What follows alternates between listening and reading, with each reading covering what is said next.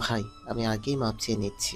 আমার মনে আছে আপনি বলেছিলেন আজকে ফোন না দিতে, কিন্তু একটা সমস্যায় পড়ে আপনাকে ফোন দিতে বাধ্য হলাম। আয়াস এরশাদের কথা শুনে বিরক্ত নিয়ে বলে উঠল। আচ্ছা এরশাদ, চেলা কাঠ কোথায় পাওয়া যায় জানিস? এরশাদ আয়াদের কথা শুনে থতমত খেয়ে যায়। চেলা কাঠ দিয়ে কি করবেন ভাই? বাড়ি বানাবেন? আয়াস এবার দাঁতে দাঁত চেপে বলে ওঠে। না, বাড়ি না, তোকে বানাবো।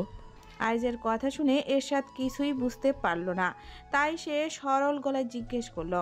আমায় বানাবে? আমায় কিভাবে বানাবেন ভাই? আমি তো মানুষ। মানুষকে কি চেলা কাঠ দিয়ে বানানো যায়?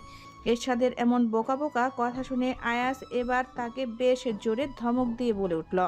চুপ কর শালা, হাদারামের নানা কোথাকার। এই তুই আমার সামনে চেলা কাঠ নিয়ে আসিস, তারপর তোকে বুঝাবো। তোকে যদি আমি চেলা কাঠ দিয়ে পিটিয়ে তক্তা না বানিয়েছি, তাহলে আমার নামও আয়াজ খান না। এই তুই এই বুদ্ধি নিয়ে সংসার কিভাবে করিস রে? তোর বউ তোকে ধরে পেটায় না? মন তো চাচ্ছে তোকে ধরে উগান্ডা পাঠিয়ে দেই, শালা হাদারামের নানা কোথাকার। আয়াজের এমন হুমকি ভরা কথা শুনে ফোনের ওপাশে এরশাদের অবস্থা শোচনীয় হয়ে গেছে। সে বুঝতে পারল আয়াজ বেশ ক্ষেপে গিয়েছে।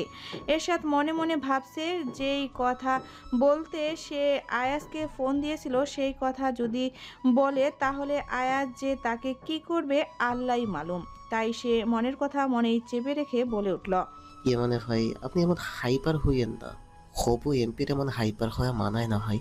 আচ্ছা, আমি তাহলে এখন রাখি ভাই। আপনি যেই কাজ করছিলেন তাই করেন। এরশাদের কথা শুনে আয়াজ আবারও এরশাদকে ধমকে বলে উঠল। এই ফোন রাখবি না হাদারামের নানা। আমার এত মূল্যবান সময় নষ্ট করে এখন ফোন রাখা হচ্ছে? একটা কাজ তোকে বলেছিলাম, আর সেটাও তোর আয়াস ফোনের কথায় এতটাই মগ্ন ছিল যে তার গাড়ির সামনে একটা বাচ্চা ছেলে দৌড়ে আসছিল তা সে খেয়াল করেনি।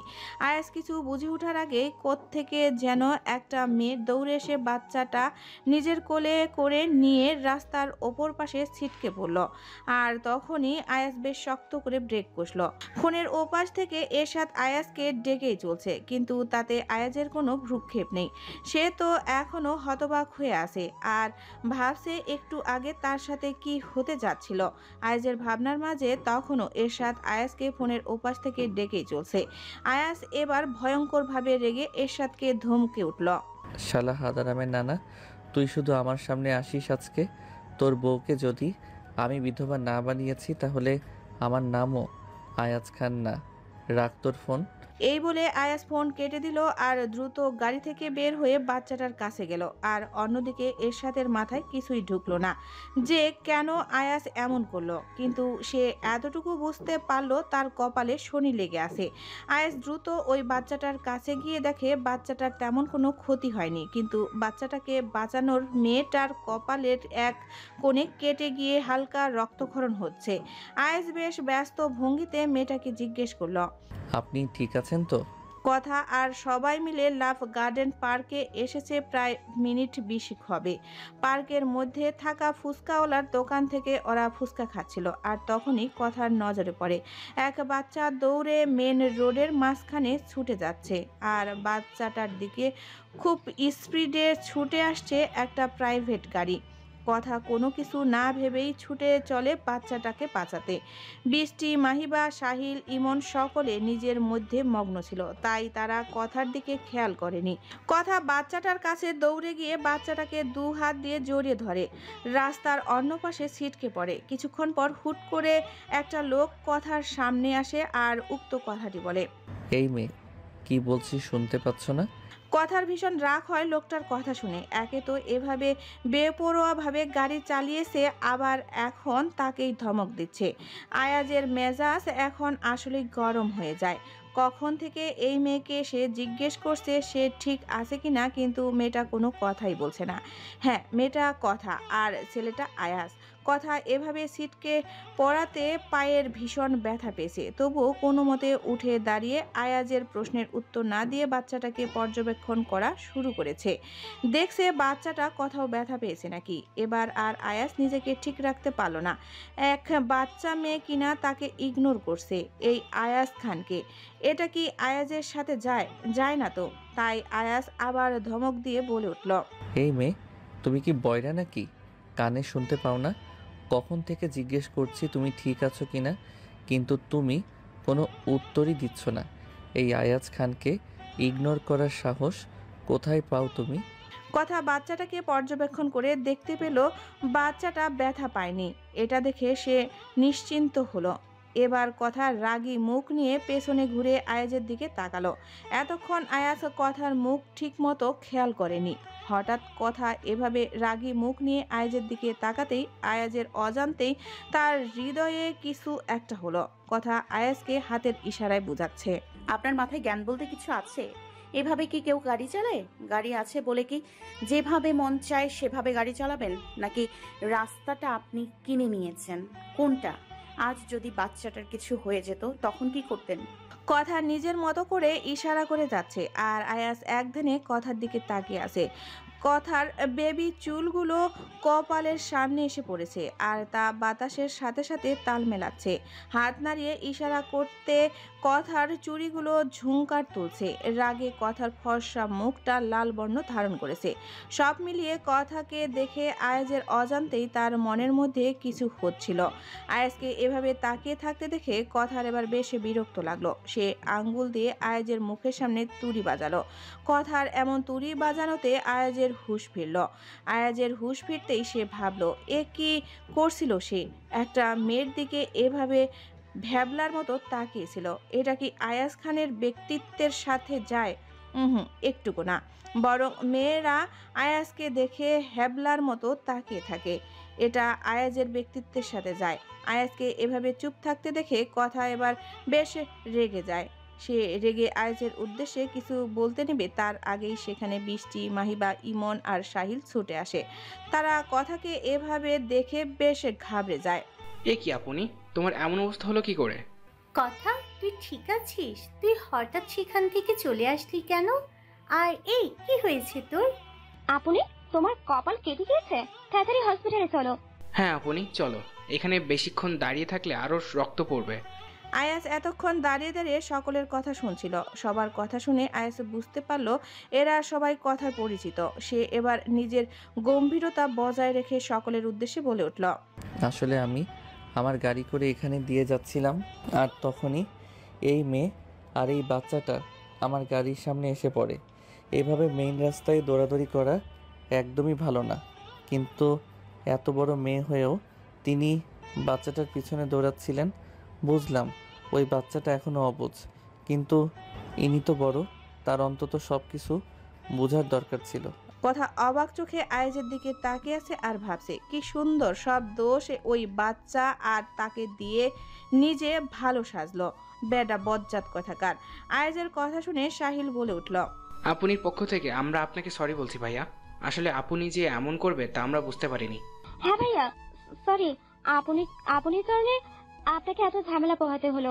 কথা অবাক হয়ে সবার কথা শুনছে। আরে এখানে তার দোষটা কোথায়? দোষ তো ওই লোকের।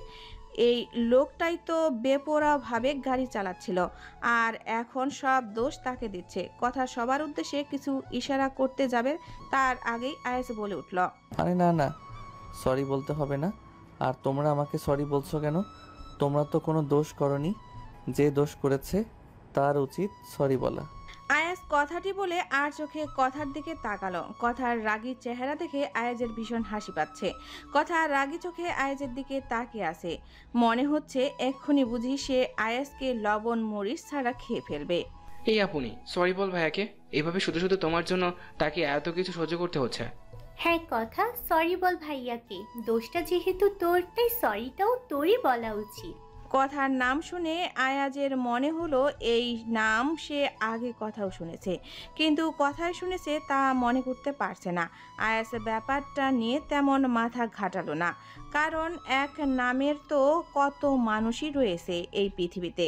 কথা রেগে মেগে বৃষ্টিকে কিছু বলতে নিবে তার আগেই আয়াজ বলে ওঠে, না না, সরি বলতে হবে না, ইটস ওকে।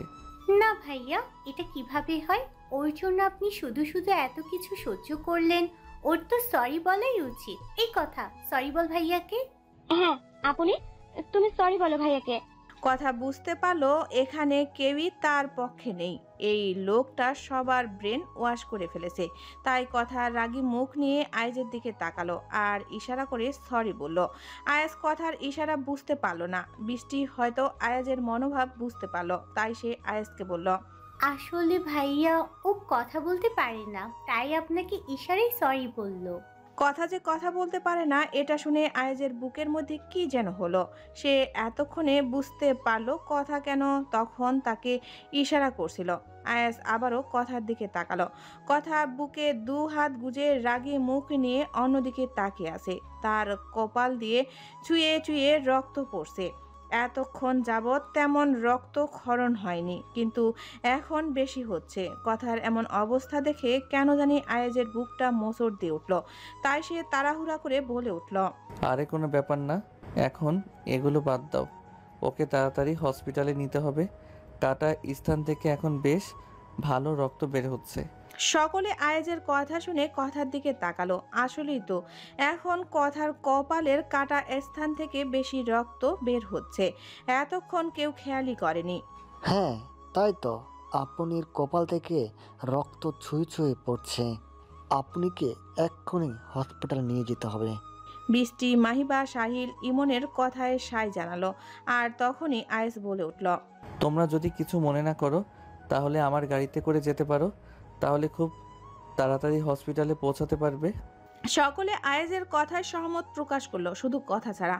কথা সবার সাথে অভিমান করে আসে। কই সে ব্যথা পেয়েছে তার জন্য সবাই আগে তার খোঁজ নেবে তা না, সবাই ওই লোকের কাছে সরি চাইতে বলছে।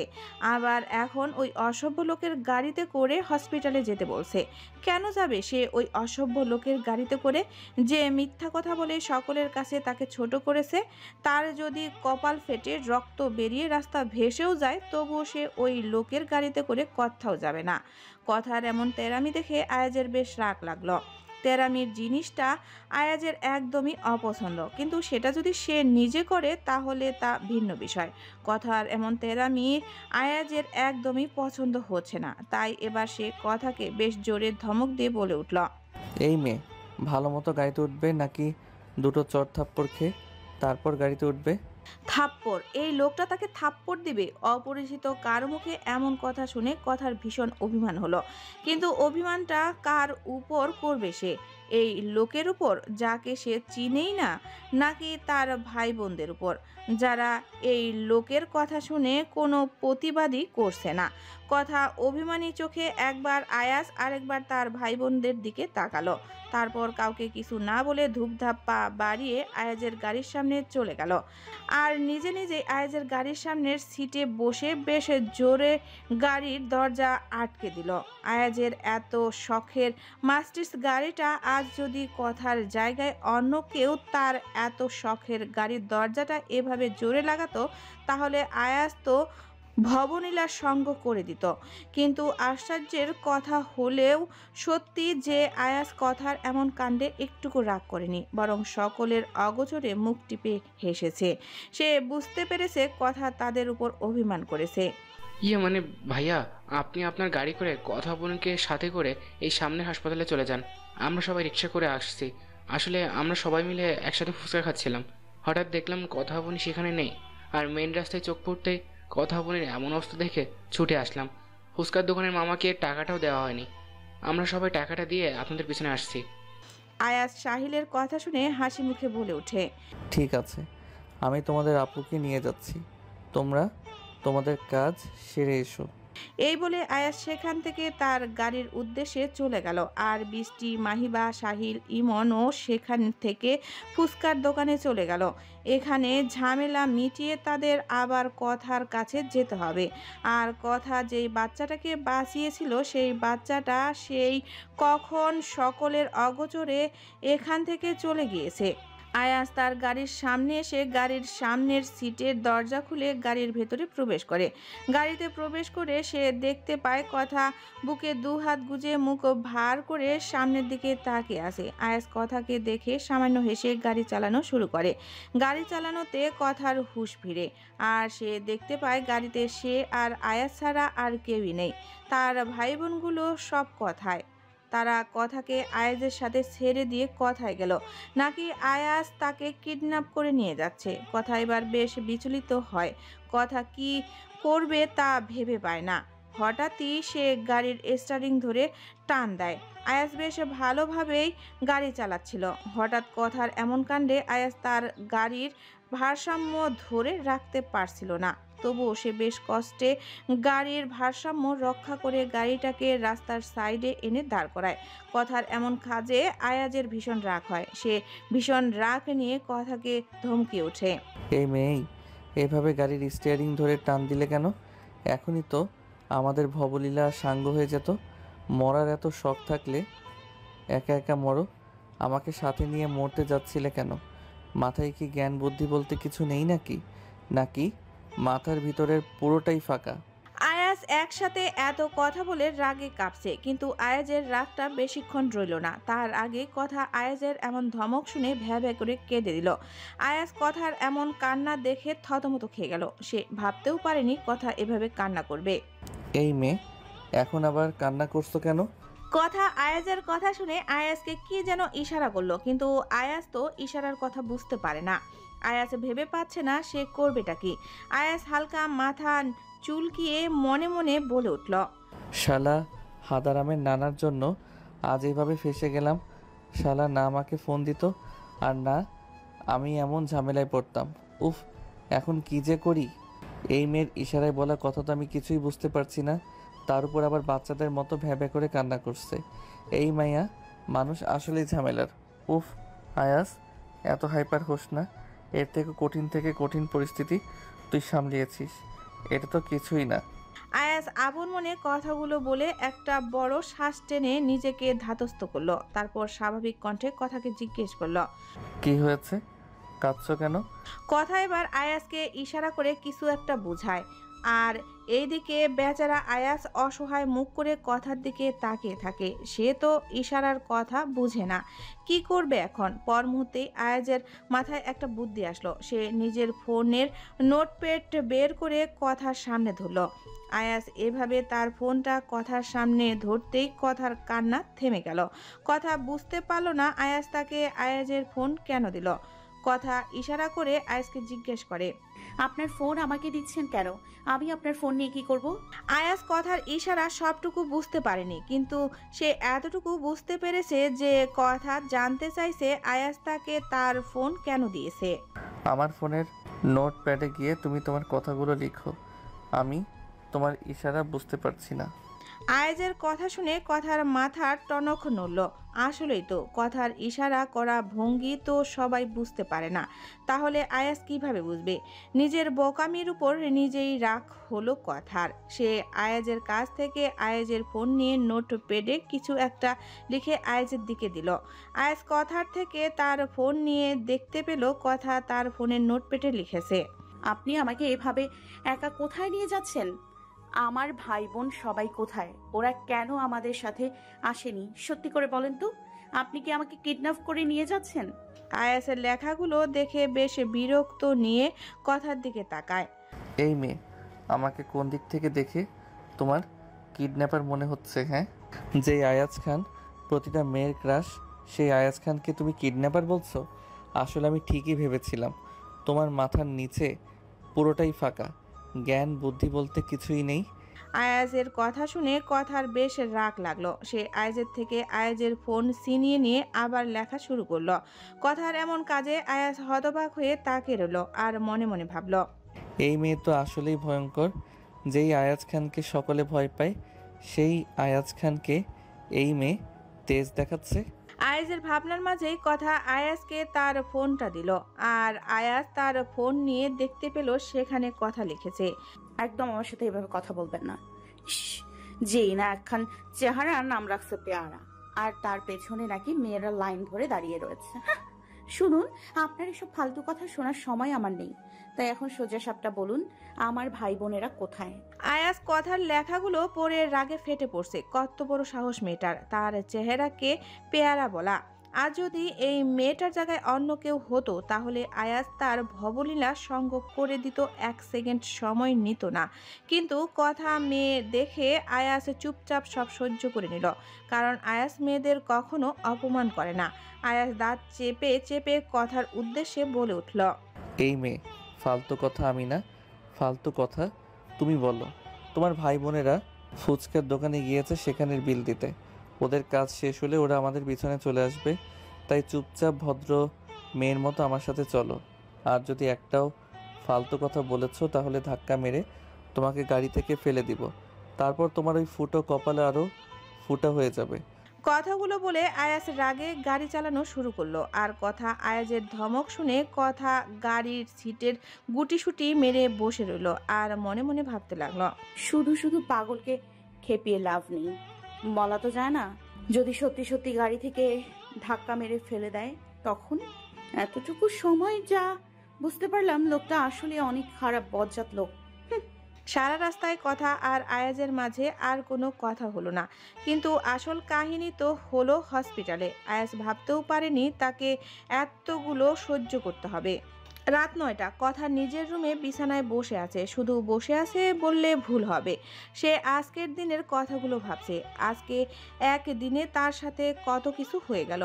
প্রথমত, আজ সে তার স্বপ্ন পূরণের প্রথম ধাপ পার করল। এরপর সব ভাই বোনদের খুশি করতে ঘুরতে গেল, কিন্তু ঘুরতে গিয়ে আনন্দ করার বদলে কত ঝামেলা পোহাতে হলো। কিছুক্ষণ পর কথা একটা বালিশ নিয়ে হেলান দিয়ে বসে, আর একটা বালিশ কোলের উপর নিয়ে গালে হাত দিয়ে আয়াজের কথা ভেবে চলছে। আজ যখন আয়াজের সাথে হসপিটালে গেল তখন ডাক্তার কথার কপালের ক্ষত পরিষ্কার করে দিয়ে ব্যথা কমানোর জন্য ইঞ্জেকশন পুশ করতে নিয়েছিল। কথা ইঞ্জেকশনকে অনেক ভয় পায়, তাই সে ইঞ্জেকশন নিতে চায়নি। তখনই কি কাজটাই না আয়াজ করেছিল। ফ্ল্যাশব্যাক, ডক্টর কথার কপালের ক্ষত পরিষ্কার করে ব্যান্ডেজ করে দিয়েছে। অতঃপর ডক্টর কথা এবং আয়াজকে উদ্দেশ্য করে বলে উঠল, ভয়ের কোনো কারণ নেই, কপালে তেমন বেশি ক্ষতি হয়নি। আমি একটা ওষুধ লিখে দিচ্ছি, তা 1 সপ্তাহ খেলেই আশা করি ক্ষতটা সেরে যাবে। আর ব্যথার জন্য একটা ইঞ্জেকশন পুশ করে দিচ্ছি, তাহলে আশা করি রাতে ব্যথার কারণে জ্বর আসবে না। কথা এবং আয়াস মনোযোগ সহকারে ডক্টরের কথা শুনছিল, কিন্তু ইঞ্জেকশনের কথা শুনেই কথা বসা থেকে উঠে দাঁড়ায়। কথার এমন উঠে দাঁড়ানোতে আয়াস ভ্রু কুঁচকে কথার দিকে তাকায়। কথা অসহায় চোখে আয়াসকে ইশারা করে, প্লিজ আমাকে ইঞ্জেকশন দিতে না করেন, আমি ইঞ্জেকশন দিব না, আমি ইঞ্জেকশনকে অনেক ভয় পাই। আয়াস কথার ইশারা করা দেখে একটা দীর্ঘশ্বাস ছাড়ে। আচ্ছা, এই মেয়েটা কি বুঝছে না যে আয়াস তার ইশারার কথা বলা বুঝতে পারে না? তাই এবার আয়াস তার ফোনটা কথাকে দিল। আয়াজের এভাবে তার ফোন দেওয়াতে কথার মনে পড়ে যে আয়াস তো তার ইশারার বলা কথা বুঝতে পারে না। তাই সে আয়াজের থেকে তার ফোন নিয়ে ইশারায় বলা কথাগুলো পুনরায় আয়াজের ফোনের নোটপ্যাডে লিখে দেয়। তারপর ফোনটা আয়াজের কাছে ফিরে দেয়। আয়াজ ফোনটা হাতে নিয়ে ফোনের লেখাগুলো পড়ে। আয়াজ এবার বিরক্ত নিয়ে কথার দিকে তাকায়। এত বড় একটা মেয়ে নাকি ইঞ্জেকশনকে ভয় পায়? মানে এগুলো কি মানা যায়? আয়াজ চাচ্ছে না হসপিটালের কোনো সিনক্রেট করতে, তাই সে দাঁতে দাঁত চেপে কথার উদ্দেশ্যে বলে উঠল, চুপচাপ এখানে এসে বসো, ইঞ্জেকশন দিতে 2 মিনিটও লাগবে না। কথা আবারও আয়াজের থেকে ফোন ছিনিয়ে নিয়ে কিছু একটা লিখে আয়াজকে ধরিয়ে দিল। আয়াজ বিরক্ত নিয়ে ফোনটা নিল এবং দেখতে পেল, প্লিজ এমন করবেন না, আমি সত্যি ইঞ্জেকশনকে অনেক ভয় পাই, আমার কোনো ইঞ্জেকশন দেওয়া লাগবে না, আমি এমনিতেই ঠিক হয়ে যাব। ডক্টর একবার কথার দিকে আরেকবার আয়াজের দিকে তাকাচ্ছে। সে আসলে বোঝার চেষ্টা করছে এখানে আসলে হচ্ছেটা কি। ডক্টর এবার একটু গলা ছেড়ে বলে উঠল, ইয়াং ম্যান, আমার মনে হয় তোমার ওয়াইফ ইঞ্জেকশন ভয় পায়, তুমি এক কাজ করো, তুমি ওকে ধরে বসো, তাহলে হয়তো ওর ভয়টা কমবে। কথা তার চোখ দুটো বড় বড় করে ডক্টরের দিকে তাকালো। বলে কি এই ডক্টর? বউ, তাও আবার এই অভদ্র লোকের। এই ডক্টরের মাথা ঠিক আছে তো? আয়েসের ডক্টরের কথা শুনে কথার দিকে তাকে একটু বাঁকা হাসলো, তারপর ধীর পায়ে কথার সামনে যেতে যেতে বলল, ঠিক বলেছেন ডক্টর, আমার বউটা ইঞ্জেকশনকে ভীষণ ভয় পায়। তুমি ভয় পেও না বউ, আমি আছি তো। আমি তোমাকে ধরে রাখলে দেখবা তোমার একটুও ভয় লাগবে না। আসো আমার ময়না বউ, বসো এখানে। কথা অবাক পানে আয়েজের দিকে তাকিয়ে আছে আর ভাবছে, এই লোকটা আসলে অসভ্য। তার সাহস হলো কি করে আমাকে বউ বলার? আমার কি এতটাই খারাপ দিন এসছে যে আমি তার বউ হব? কথা আয়াজের থেকে নিজের হাত ছাড়ানোর জন্য মশরামশরি করা শুরু করলো। আর তখনই আয়াজ চোখ গরম করে কথার দিকে তাকালো। আয়াজের এমন চাহনি দেখে কথা চুপসে যায়। কথা ভয়ে ভয়ে চেয়ারে বসে। যখন ডক্টর কথার সামনে ইঞ্জেকশন নিয়ে আসে তখন কথা তার অজান্তেই আয়াজের হাত খামচে ধরে চোখ মুখ খিচে বন্ধ করে নেয়। আর ওইদিকে কথা আয়াজের হাত এমনভাবে খামচে ধরেছে যার ফলে কথা নখ আয়াজের হাতে গেঁথে যাচ্ছে। এতে আয়াজের ভীষণ রাগ লাগছে। এই সব খামচা খামচি সে তার একমাত্র বউয়ের জন্য তুলে রেখেছিল, কিন্তু এই মেয়েটা তার বউয়ের হক নষ্ট করছে। আয়াজ নিজেকে শান্ত করার চেষ্টা করলো। হসপিটালে সে সিনক্রেট করতে চাচ্ছে না। ডক্টর কথাকে ইঞ্জেকশন দেওয়ার সাথে সাথেই কথা আরও জোরে আয়াজের হাত খামচে ধরেছে। আয়াজের অনুভূতি হলো ছেড়ে দে মা, কেঁদে বাঁচি। কথার ভাই বোনদের উপর আয়াজের ভীষণ রাগ হচ্ছে। ওরা এখনো আসেনি। যদি ওরা এখানে থাকতো তাহলে না কথা আয়াজের হাত এমন খামচে ধরতো, আর না আয়াজের বউয়ের হক নষ্ট হতো। আয়াজের এসব ভাবনার মাঝেই ডক্টর কথাকে ইঞ্জেকশন দিয়ে দেয়।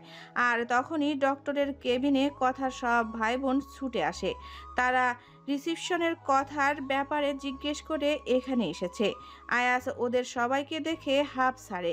কথা এতক্ষণ পর তার ভাই বোনদেরকে দেখতে পেয়ে নিজেকে আর ধরে রাখতে না পেরে কান্না করে দেয়। কথার কান্না দেখে আয়াসে বিরক্ত হয়। সে বুঝে না এত বড় মেয়ে হয়ে এভাবে কথায় কথায় কান্না করে কেন। মাইয়া মানুষের যত সব ঢং। ডক্টরের কাছ থেকে সকল ফর্মালিটি শেষ করে সবাই মিলে হসপিটালের বাইরে এসে দাঁড়ায়। এখন সন্ধ্যা 7টা বাজে। হসপিটালের সকল বিল আয়াসে নিজে দিয়েছে। সাহিল ইমন বিল দিতে চেয়েছিল কিন্তু আয়াস নেয়নি। ভাইয়া, আমরা আবারও আপনাকে সরি বলছি, আমাদের কারণে আপনাকে এত ভুগতে হলো। আয়াস বৃষ্টির কথা শুনে হাসি মুখে জবাব দিল, আরে না না, তোমরা এইভাবে সরি বলে আমাকে ছোট করো না। আজকের সব কিছু একটা অ্যাক্সিডেন্ট ছিল মাত্র, এটা নিয়ে আর ভেবো না। সাহিল আয়াজের কথা শুনে হেসে বলে উঠল, আপনি আসলে অনেক ভালো ভাইয়া, আপনার মতো মানুষ হয় না। সাহিলের কথা শুনে আয়াস মৃদু হাসলো। আর ওইদিকে কথা সাহিলের কথা শুনে মনে মনে বলে উঠল, ঢং দেখো এদের। এই অসভ্য লোকটাকে ভালো বলছে। ওরে, তোরা এই অসভ্য লোকটাকে চিনিস না রে। আমাকে জিজ্ঞেস কর এই লোকের কথা, আমি বলছি এই লোক কেমন। আস্ত একটা বজ্জাত। কথার ভাবনার মাঝেই আয়াস সকলের উদ্দেশ্যে বলে উঠল, এখন তো সন্ধ্যা হয়ে আসলো, চলো তোমাদেরকে তোমাদের বাসায় ড্রপ করে দিই। না না ভাইয়া, তার দরকার হবে না, আমরা রিকশায় চলে যেতে পারবো। আপনি কি আর আমাদের জন্য কষ্ট করতে হবে না। আর এমনি তো এক গাড়িতে আমাদের সবার জায়গা হবে না। হ্যাঁ ভাইয়া, আমরা রিক্সা করে চলে যাব। আচ্ছা ঠিক আছে, তোমরা একটা কাজ করো, তোমরা রিক্সা ঠিক করো, ততক্ষণ না হয় আমি এখানে দাঁড়াই। আচ্ছা ভাইয়া। ইমন আর সাহিল চলে গেল রিক্সা ঠিক করতে। আর বৃষ্টির ফোনে তার মার ফোন করায় সে একটু সাইডে চলে গেল। মাহিবা এক কোনায় দাঁড়িয়ে আপন মনে তার ফোন চালাচ্ছে। আর কথা বুকে 2 হাত গুজে মুখ ভার করে সামনে তাকিয়ে আছে। আয়াস কথাকে এভাবে দাঁড়িয়ে থাকতে দেখে মুচকি হাসলো। আর সে ধীর পায়ে কথার পেছনে গিয়ে দাঁড়ালো। কথার মনে হলো তার ঠিক পেছনে কেউ দাঁড়িয়ে আছে। কথা পেছনে ঘুরে সে ব্যক্তিটাকে দেখতে নিবে, ঠিক তখনই আয়াস তার মুখ কথার কানের কাছে নিয়ে ধীরে আওয়াজে বলে উঠল, ভবিষ্যতে এইভাবে নিজের ক্ষতি করে অন্যকে বাঁচাতে যেও না। আজ না হয় আমি বাঁচালাম, পরে কে বাঁচাবে তোমাকে, আমার না হওয়া ময়না বউ? কথা আয়াজের কথা শুনতে পেয়ে চোখ বড় বড় করে পিছনে ঘুরে আয়াজের দিকে তাকালো। আর তখনই আয়াজ কথাকে চোখ টিপ দেয়। আয়াজের এমন কাজ দেখে কথা রেগেমেগে আয়াজকে কিছু ইশারা করতে নেবে, ঠিক তখনই ইমন আর সাহিল রিকশা নিয়ে হাজির হয়। কথা শুধু আয়াজের দিকে চোখ গরম করে তাকিয়েছে, যেন চোখ দিয়ে আয়াজকে ভস্ম করে দিবে। কথার এমন চাহনিতে আয়াজ সকলের অগোচরে তার বুকে হাত রাখলো, যেন বুঝালো কথার এমন চাহনি সোজা আয়াজের বুকে লেগেছে। বৃষ্টি, মাহিবা, ইমন, সাহিল আয়াজের থেকে বিদায় নিয়ে রিকশায় উঠল। শুধু কথাই বিদায় নেয়নি আয়াজের কাছ থেকে। এতে আয়াজ মনে মনে হাসলো কিছুক্ষণ। ওরা সবাই চলে যেতেই আয়াজ তার ফোন নিয়ে এরশাদকে কল দিল। এরশাদ আয়াজের ফোন তুলতেই আয়াজ গম্ভীরভাবে বলে উঠল, আধা ঘন্টার মধ্যে তোকে আমার বাড়িতে দেখতে চাই। এরশাদ, আধা ঘন্টা মানে আধা ঘন্টা। তোর যদি 1 সেকেন্ডও দেরি হয় তাহলে তোর বউকে বিধবা বানাতে আমার 1 সেকেন্ডও লাগবে না। আয়াজ কথাটি বলে এরশাদকে কিছু বলার সুযোগ না দিয়ে ফোন কেটে দিল। আর ওইদিকে এরশাদ আয়াজের এমন হুমকি শুনে ভয়ে শেষ। জমিদার বাড়ি এসে কথার উপর দিয়ে আরো ঝড় বয়ে যায়। জাফর আলী খান তার নাতনির এমন অবস্থা দেখে বেশ বিচলিত হন। আহান আর আরিয়ান তো পারে পুরো বাড়িটা মাথায় তুলে নেয়। আরিয়ান বেশ অনেকক্ষণ ধরে কথাকে বকে যায়। কথা অনেক বুঝিয়ে সুঝিয়ে আহান আর আরিয়ানকে শান্ত করে, কিন্তু আরিয়ান কি শান্ত হওয়ার? তার কথার রানীর এমন অবস্থা দেখে কি সে ঠিক থাকতে পারে? তাই তো সে কথাকে কড়াকড়িভাবে বলে দিয়েছে, বাড়ির গাড়ি ছাড়া কথা কোথাও যেতে পারবে না। জাফর আলী খান, আরিয়ান, আহান আর কথার বাকি ভাই বোনদের তার এই অবস্থায় জমিদার বাড়ির আর কোনো ব্যক্তি বিচলিত হয়নি। তাদের তো কথাকে নিয়ে কোনো মাথা ব্যথা নেই। কথার তখনই বেশ কষ্ট লাগলো যখন তার বাবা তাকে এই অবস্থায় দেখেও কিছু বলল না, বরং এমন ভান করলো যেন এসবে তার কোনো মাথা ব্যথা নেই। নিজের বাবার থেকে এমন অবহেলা পেয়ে কথার মনে বেশ গভীরভাবে দাগ পড়ল, কিন্তু তার যে কিছুই করার নেই। নিয়তিতে তো এগুলোই ছিল, না ছিল বাবার ভালোবাসা আর না ছিল মায়ের ভালোবাসা।